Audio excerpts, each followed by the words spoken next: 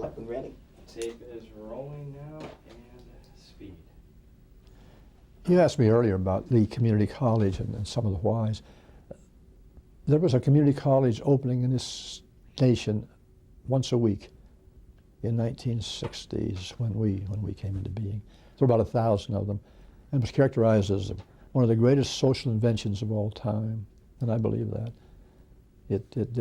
It had more impact on this nation than any other educational institution, Harvard or any other one, with literally thousands upon thousands upon thousands of people who might well not have had this opportunity.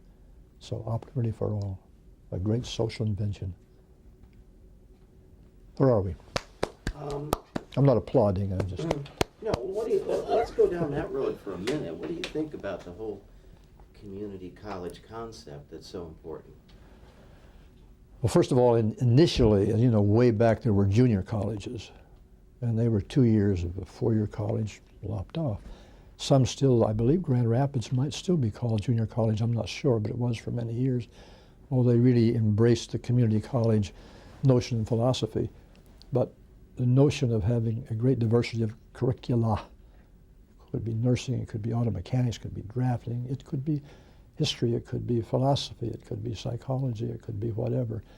And I think that was one of the notions right there, the melding of these career paths and career opportunities is what it was all about. And of course, after World War II, in the 40s and into the 50s, a lot of veterans were still looking for a place to begin. And it was a community college that would say, we embrace you. If it doesn't work out after a year, come back and try it again. But here's an opportunity, here's a place where it doesn't have to be in liberal arts. It can be in drafting or design or wherever you see a career opportunity. We will give you the enabling base from which you can build. And that notion just caught on. There was a great need in the nation. And the four institutions, rightly, I think, were leaving it alone. But I think from my own experience, most of the four institutions and graduate schools embrace the community college notion. They said if you can survive for the 2 years there or get a degree or not even get the degree, we will take your credits. The transfer of credits was one of the second most important concept of the whole thing. A few institutions made it difficult, but most of them did not. I recall one time in New York when I was addressing a group and I made the point that they were saying, well, what we'll do, we'll take your graduates this year, see how they do. The next year we'll take a few more and a few more and a few more. And I said, this doesn't make any sense. What about these thousands who are ready right now that have to wait? Take them all. And if they can't cut it, then drop them out. I said, in this nation, you're supposed to be innocent until proven guilty. You're making them guilty until proving themselves innocent. Well, I had quite a lot of flack from my higher education friends saying, I've never heard such a blatant statement in my life. And well, that's what it's all about. And it's almost become that, where the doors are pretty well open now. How were they here in Kalamazoo when you first arrived? I mean, it was already a university town. Yeah, it was great. The late Jim Miller, who was then president of Western Michigan University, was one of the people I asked to come down and address our faculty. I think the faculty were here for, I'm not quite certain, maybe 2 weeks down at a motel on Southwest, is just south of the interstate. It's still there, if it's a motel or not. But we had meetings there every day for about 2 weeks. We had some national leaders in the community college movement there. We had Jim Miller, and I remember Jim to this day, his own enthusiasm. He marched across the front of the room. He said, embrace it, love it. It's important that you. And Jim was wide open for the new kid in town. Sister Mary Bader, who was then president of then Nazareth College, had a little less opportunity for interaction, but she was great. Went out to see her. Weimer Hicks, I think I'm right, was then president of K College. But they all were, they saw there was a role to be played, something that they weren't doing. We very early had a little four-president exclusive consortium. We met once a month here at one college or another. And not only mutual support and respect, but I think just recognition that we all had a job to do. I'm sure a lot of the voters raised that question, though. Why another institution? Although I don't know the numbers anymore, but I think the vote was very significant. It wasn't unanimous, but it was overwhelming, I think. And after all, these people taxed themselves $1.5 million for a pig in a poke. They didn't know who was going to be the president or what ability he would have or who the faculty were going to be or where the college was going to be. But they said yes for the college, yes for the millage, and yes for the trustees. And off it went like a rocket and hasn't stopped yet. No, that's for sure. What do you think it's important, the most important thing you'd like people to know from a historical perspective about the institution? Well, I'd just like to remind them that the location of the college was subject to much criticism by the citizenry, but it's certainly been proven right. I want the people to remember that the college had this very specific mission, and if there be any doubt in anyone's mind then, there certainly isn't now, about what the college is here and what it's all about. And it's just another area of higher education, I think the most significant one. And it takes its rightful place in the brotherhood of higher education. That's what it's all about. How about emotionally? What do you feel about your experience here?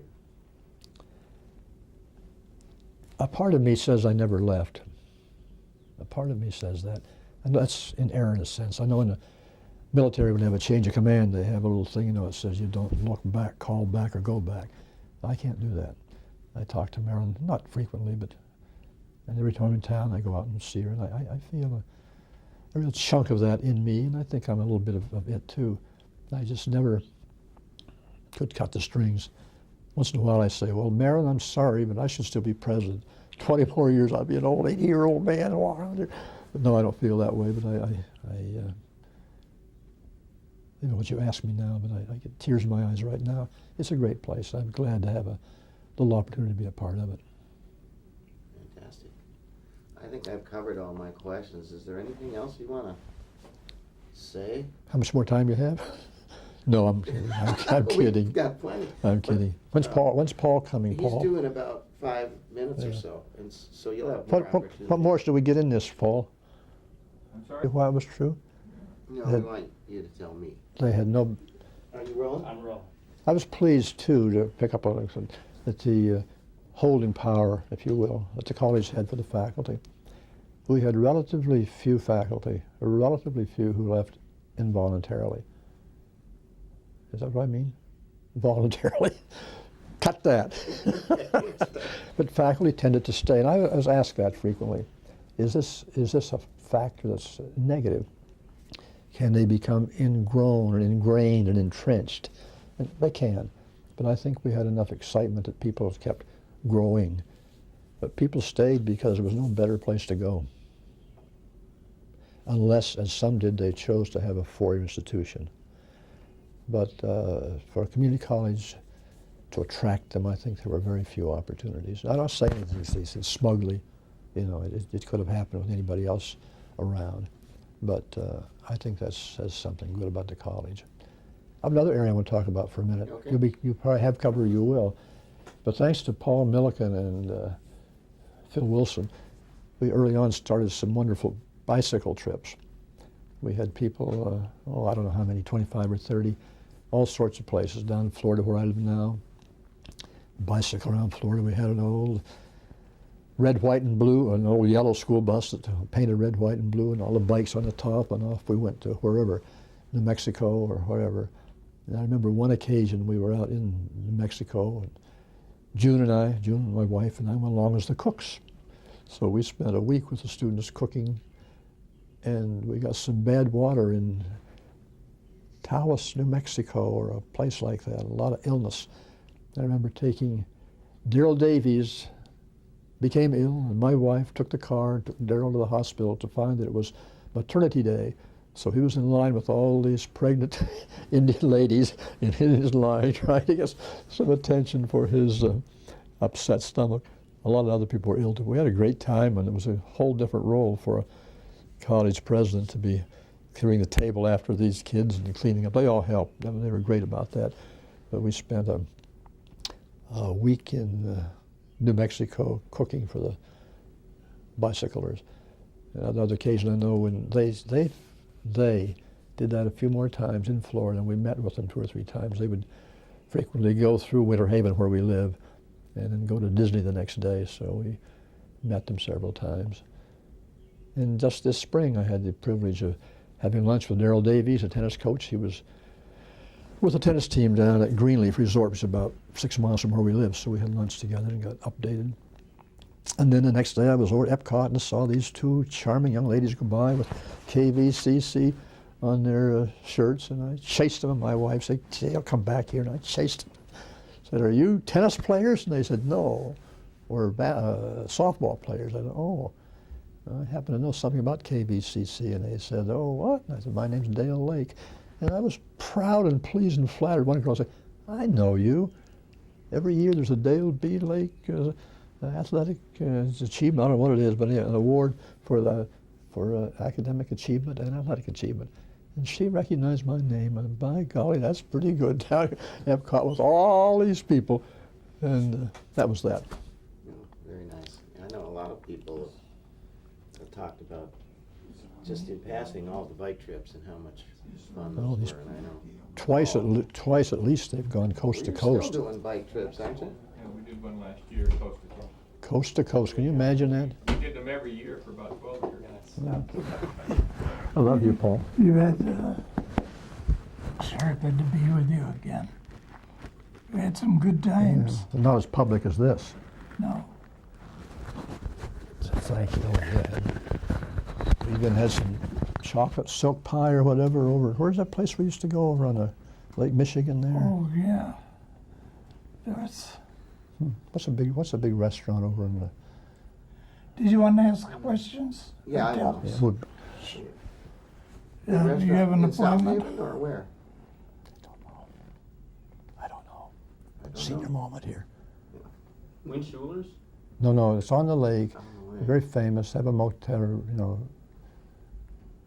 Where's Paul? Come on, Paul. We're ready. Paul? Now we're rolling. You're rolling. Okay, well, Paul, you were on the original committee before, when this was just an The idea. feasibility study. Talk to me about it. Yeah. Well, it was great because we didn't know what was going to happen. I think the Chamber of Commerce put us up to it originally, and we contacted business people, politicians, and what was needed in the city of Kalamazoo to enhance it. And so we just started knocking on doors and asked what people wanted. And it came out very strong. We need a community college like other cities have.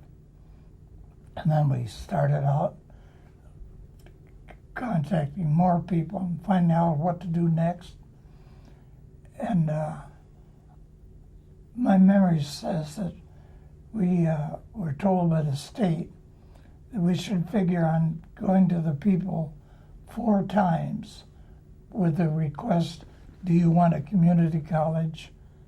Will you pay $1.5 million to keep it going? And then they said it'd take about 4 times you go to 3 or 4 times to go to the public for that vote. And maybe on the 3rd or 4th time it'll pass. So we put up a board of directors, and we put it on the ballot. The first time it passed, huge. So we had a college on our hands, and we had millage coming in. Money to spend, nothing to do with it. So we kept accumulating it. So we went with that $1.5 million for 19 years. We accumulated quite a bit before we could get the college started. Then we had to find a college president. And we weren't going to settle for anything but the very best. And that's what we got. And then we went to New York, and like with a bunch of the board, flew to New York, contacted everybody different we could. I was connected with the Chamber of Commerce at that time, so I contacted the Chamber. And do you know Dale Lake? What kind of a guy is he? Is he a good administrator and so forth? And got good records. And then we went on to Washington, D.C. to interview another fellow. And we interviewed him, and then we were going to stop in Toledo and interview a third one. But we gave up on that one because we'd already seen Dale, and we knew he was the guy that we really wanted. So we just kept right on flying to Kalamazoo and got in touch with Dale, who we had contacted earlier too. And we were just real happy to get him. And we were very fortunate at the community college. We needed, it was very strongly put to us that we needed a community college. The industrialists in Kalamazoo, very strong for it. We needed trained people, and the people to train them, there was no area. I recall that we had the Chamber of Commerce had a Learn More, Earn More program, and I think it cost $15, and it was fairly successful. But we knew we had to have something better than that. And that was, guys, the birth of the community college in Dale Lake. What was it about Dale Lake that set him apart from the others? Beg pardon? Well, what was it about Dale that set him apart? Oh, gosh, he was dynamic. And Forget all his this wife, butcher. you could kid his wife Oh, he had a from day one. But he was a type of guy that was dedicated. I guess that was the main thing that struck us. We had somebody who really felt as strong about a community college as we did. But Dale was at least equal to that. And so it didn't take much persuasion, or I don't think you applied very well. And You know, didn't come this word community, Paul, too, is so darn important, isn't it? Yeah, A lot of people over the years would ask me, why was it ever called a community college? And the response is, it is a community college. It's owned by the community. It supports the community. So the community supports it. It's responsive to the community. There is a community of people. And that was a wonderfully well-chosen word, community college. That's right. Just like we had a community of president and trustees and faculty and stuff, huh? We had a lot of fun in those early years. We met, where did we meet before we had the college? And we had our board meetings at Over on White's Road. White's Road. White's Road. You can buy an Electrolux over there now That's right. if you want to clean up good. Yeah. Yeah, At least that's a good start. that's right. Oh, those are great times. Oh my goodness. Oh, undress me? Would you check me, Is it my please? kitten? One time, one of our trustees said he was a little bit upset about the writing on the men's room walls. And Paul said, "Did they spell the words right?" But right on with the meeting. They probably couldn't have done that before they came here, he said. So what's some of the other fun stuff that went on back then? Gosh, it was just work. But, Speaking of work, I can tell you this, I was staying in a motel, I think it's now called the Kalamazoo Inn over on Westnedge. When I first came, my family was in New York. And the first morning, I was getting ready to go to the White's Road office about 8:30, 8:45, and the phone rang. And it was Bob Willoughby. He said, "What's the matter? You sick?" And I said, "No, I'm not sick." He said, "Where? How come you're not in the office?" I said, "I'll be there at 9 o'clock." I said, 9 o'clock? We start at 8 o'clock in Kalamazoo.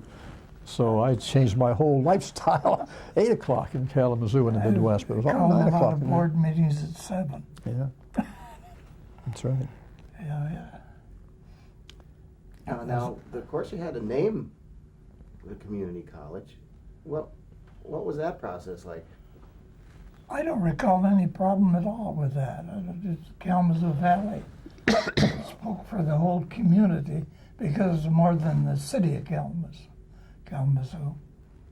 And it just fit in real well. We had interesting times selecting that location. There's a lot of pressure brought on to locate it here, or someplace else. But we picked that spot, and very good. It was a growth area for the community. And it was just, it was a great selection.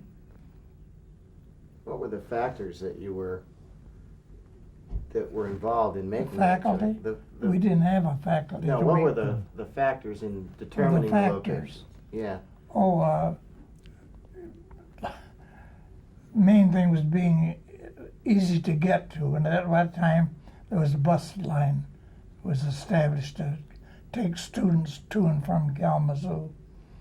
There was a lot of pressure. Everybody wanted the community college, Gull Lake area and so forth. But that was a growth area to the south, or to the southwest of Kalamazoo. And I think it still is a good place. There was available land.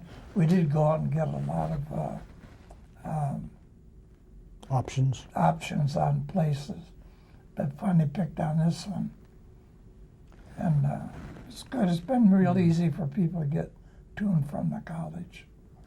The board also engaged a nationally recognized consultant, and he made a thorough survey of population and trends and the highways and all the rest. And it was a pretty interesting proposition you folks had with having some realtors get options on property, but keeping it unknown who the potential buyer was going to be. As a matter of fact, I don't believe the property owner where the college ended up knew who was going to buy their land. And another factor, there was another property in that same general area right off of I-94, which I think the college now owns, frankly. But the factor there was that we needed more space from I-4 to the campus rather than emptying right onto the interchange there. But it was, as far as I know, the community did not know who was taking all these options on this property. And Alden Dow, the architect from Midland, he fell in love with that piece of property, just the way it's. Still is. And potential's great there yet. It's And we made a nearly little, all little used. property exchange, remember? Yeah. We bought, traded with the Boy Scouts a strip south of the campus where the plantings are so they could trade something to the city so the city would have some more well access. It was a three-way trade there, yeah. Well, then, Paul, you became treasurer and a board member, and so you worked very closely. Yeah, we had the board selected before we selected Dale. Mhm. And that was always interesting. You want the very best, Kalamazoo deserved that. And we got a lot of help from the Chamber of Commerce in Kalamazoo, as well as the Kalamazoo Gazette. They seemed to push everything we decided we wanted to do. And with their guidance, it turned out good, and we had their agreement and suggestions good. It was a great beginning, and it just lasted over the years. We've had two great presidents. Sure have. honestly. Just can't. I started to say you sure have. You sure have one now, and if I should say Oh, you sure yeah. have. We get better and better.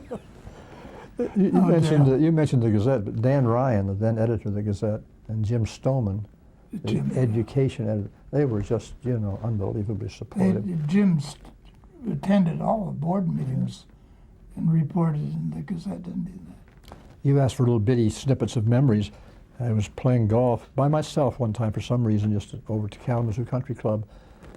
I was on a par 3 tee, and I took a mighty swing and topped the ball. It went about 20 feet, and this voice behind me said, "The taxpayers can rest assured you don't spend too much time on the golf course." And it was Dan Ryan, editor of the Gazette. Oh my, I remember that just like it was yesterday. Maybe it was yesterday, I don't know. But Jim was very good. He gave us a lot of time, a lot of ink. And it was deserved. The trustees were doing an outstanding job. They rode with the punches. And Paul, I think, was treasurer as long as you were on the board, weren't you? 19 years. And Anna Whitten was secretary for 1,000 years, Yeah, wasn't she? I think so. Still is. Is she still on? Yeah, still secretary? Yeah. Then you had other trustees that came and left, Bill Thunman and The biggest problem with the boardroom was whether the colored lady, Roberta. Roberta Cheney, could get more books in the library, or I could get more basketballs on the and there was an expense there, and we used to argue, but they all worked. Well, Alex Vanderbeek, who was chairman at Oh, one time yes. too, and now passed away, he was a great supporter of everything. But the fact that we have two gymnasia is Alex, absolutely. Matter of fact, the jackets you see students wearing were Alex. He pushed that early. He said, "We want jackets. Every high school has them. We want jackets." Alex was a great man. Yeah. Anyway, what else, So Paul? what are some of your fondest memories about all of this? Oh, gee, I think it was the reaction of the student body to come to the college. And I think another thing that was very interesting, wasn't into it too much myself, Dale was primarily, was the selection of the faculty. We felt that we were not educators in that sense, but we wanted good people. You know, Dale knew how to get them. And I think this was interesting. We would be introduced to potential candidates for the faculty. And they were always top-notch people. I don't think we ever frowned on any of them that was suggested and recommended that they be faculty. But we had a lot of time was spent. Now, most of us were in the industry and business in Kalamazoo. And that time wasn't all available we would like to have. But it took a lot of time, and nobody objected wherever we would meet and when we would have to meet. We enjoyed it. It was a good and we had some good people on that. Well, all of the boards were good. But the original boards were dedicated people to make sure the school caught on and went. And there was no bad. The only thing I ever heard that was maybe on a negative approach was where it was going to be placed. Whether we have it here. Everybody wanted it. But I think on the basis of the land availability of it and the growth that Kalamazoo was going to the west and southwest. You mentioned the faculty. In the initial days, the board approved every appointment. This later on did not do that. But in a personnel report, I would have a one-page little snapshot or summary of them. And I remember John Barr saying, "These people don't sound like Sunday school teachers." Said, "If I ever want a recommendation, Dale, I want you to write it." Remember John Barr? Yeah, sure do. And later on, they felt that was taking their He time. probably passed on. He has indeed. Yeah. He went to Florida too. Right.